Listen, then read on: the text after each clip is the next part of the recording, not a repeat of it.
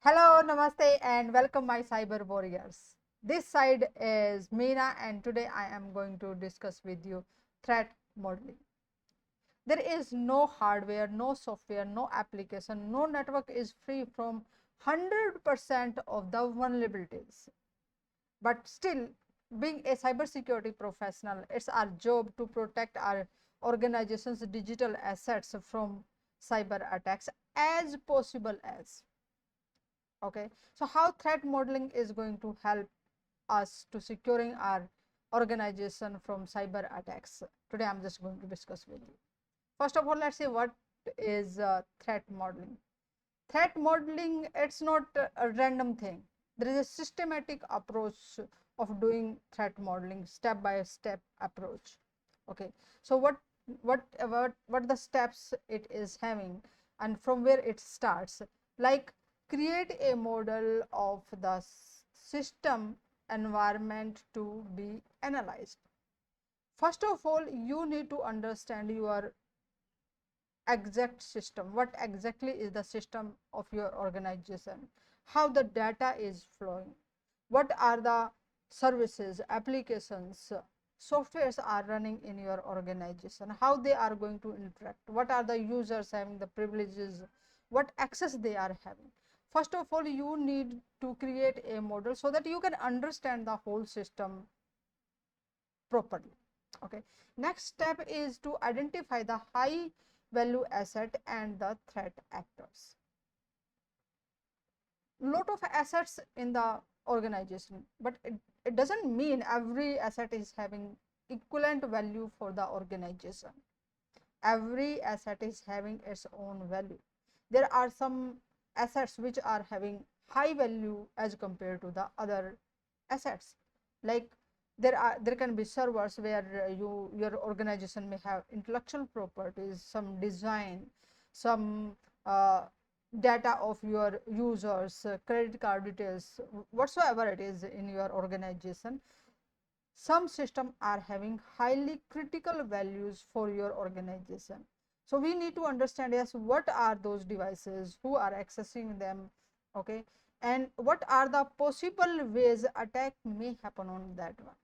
Okay, there can be insider, there can be outsiders, there can be vulnerabilities on the software where the critical assets is residing. There can be the some updates are not available, or it's not patched properly. You need to understand all the possible ways threat actors can come to your valuable assets and can damage it, because once the critical assets get compromised, that means it is going to affect heavily on your organization. Okay, so you need to understand what is the valuable assets and what are the possible attack on that asset.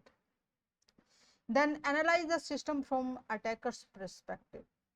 Here is security is at that place. You have implemented the enough securities on your organization digital assets, but still we need to understand it from the hacker point of view, from the cyber criminal point of view. You need to understand, if I am a hacker, or what are the possible way hackers can come and attack on it.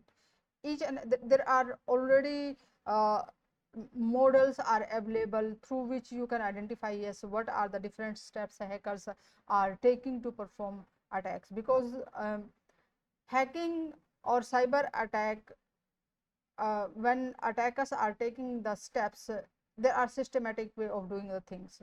So you can also follow those steps and identify what are the way hackers will think about the system. Okay, now here is you are on the shoes of hackers, on the hacker mindset. Then identify potential measures to improve security. When you have designed your security system for your organization, then definitely you consider all the angles of it. Okay, you know the one whatever the vulnerabilities exist for your systems, and you created the security model as per those vulnerabilities or whatever the risks involved for your organization. You did it. That's fantastic job you've done. But now suppose new threats emerged in the wild, or some threats are happening on the other companies in the same industry. Suppose there is a banking sector where you are protecting your bank, okay, and there are other bank are also having new kind of attacks. So you now knew there is a new attack in the wild, and we need to create system as per the new attack. Okay, so you need to identify what are the potential measures to improve the security, how we can improve our security. Okay, next is prioritize the potential measure that should be implemented. So once you identified, yes, these are the critical facts, now you have, you now know it, yes, these are the attacks affecting my industry, happening on the other companies, and we cannot delay the changes as per those attacks in our company. So what you are going to do, it those type of security measures which you want to implement on the systems, then those will get the higher priority, because these are the high possibilities attacks may happen on your on your bank as well, or your organization. So now priority has been changed, and as per the priority you need to take the steps.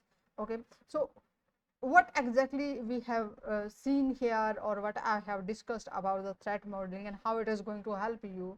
First of all, a structured presentation of all the information that has potential to affect the security of an application. So we are going to look each and every angle of it, what are the different ways that can affect our security. Okay, so there is a concrete evidence of all these things. It's not guesswork right now. Okay, I'm thinking this one, he is thinking this one. No, you have clear cut understanding, clear cut facts, and on the base of it, those facts, you know, yes, these are the things can affect. Now enables you to make informed decisions on the behalf of the information what you have collected during the threat modeling. Then on the base of that information, then you are going to take the decision. So it's informed decisions. Now produce a prioritized list of security improvements. Now you know, yes, our systems are vulnerable to uh, certain kind of attacks. So these are the priorities should get in your list. So you have the priorities, and now you are going to take the certain things and going to implement immediately. Yeah, and it is going to help you to generate the right information at granular level. You uh, digging deeper, you are trying to unturn the every stone. You don't want to leave a single space where threat actor can come and can perform the attack. Clear? So you now have a lot of right information on the base of you are taking the decision. Clear? Now if you will see here, there are the complete map of the system of your organization. Suppose I just took the example of the banking sector. So suppose there is a bank, and this is the way the different flow of each and everything is happening in the bank system. When you are going to start your threat modeling for your systems, then definitely a lot many things you are going to encounter with, and there will be a chance of you may lose your sight from the objective.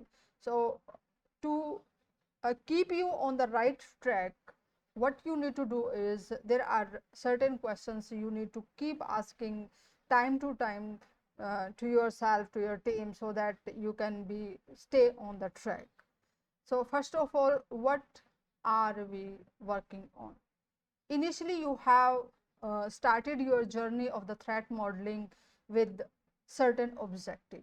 So when you are moving forward, you need to identify, yes, whether we are on the right track or not, what are the objective we have taken, and either we have completed in one phase or not, and now we are moving to the in the next step. So are we on the right direction or not.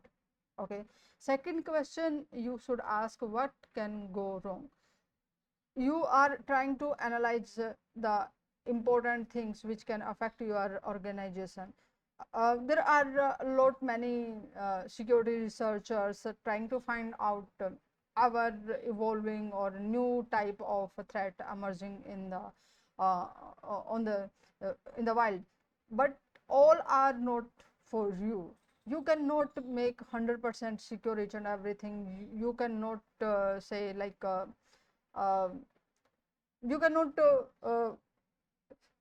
go after to to removing all the vulnerabilities. No, it's impossible, and you should not do it, and you cannot do it. It's sheer wastage of time.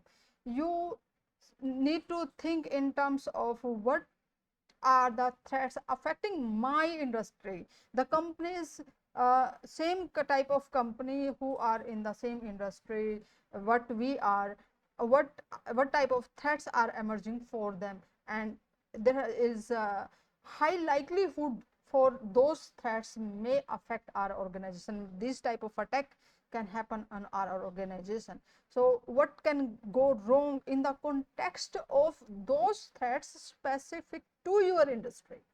Okay, how that can going to affect your organization? So you are working with that one. Keep asking the questions, what can go wrong on your system, and what are we going to do about it? Now you identified these are the different possible ways threat actors or hackers can come to your organization, or they are insider, can perform cyber attack on critical assets. uh, then what will be our move against those? What are the security measures we are going to place so that we can remove the maximum possibilities of that attack will not happen on your organization? Okay, so you will ask this question. Then is, did we do a good job? Keep asking this question to you. Is there anything we can improve, or is there anything we left not to find it out? Maybe something we didn't consider, or we left it uh, uh, in the in the in the thought of like, okay, that's not important, but this specific single thing which you think may not important can give a way to the hackers can perform cyber attacks. Okay, so again keep asking this question, did we do a good job, or is there anything we can do better? Clear? There are multiple threat modeling methods which you can use, or which can help you through all this process. Okay, I'm just going to discuss a few of them here. Stride, okay, it was created by Microsoft in 1990s. Okay, that's for spoofing, tampering, repudiation, information disclosure, denial of service, elevation of a privilege. Okay, people still are using it. It's available for the guys who want to use it. So this is for, and the major the model answers these questions. So what can go wrong in this system we are working? Again you are in the mode of thinking, yes, if this is our system, what can be the possible way hackers can perform attack? Okay, what are the different possibilities attack may happen on it? Okay, another model is pasta. Not eating pasta. This is pasta for process for attack, simulation, and threat analysis. Okay, there are 7 steps in it which you will follow, and then you will be able to complete your threat modeling. Okay, like first defining the object.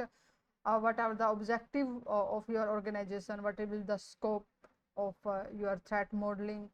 Application decomposition, or say threat analysis, vulnerability detection, attack enumeration, risk analysis. Okay, next is VAST, VAST.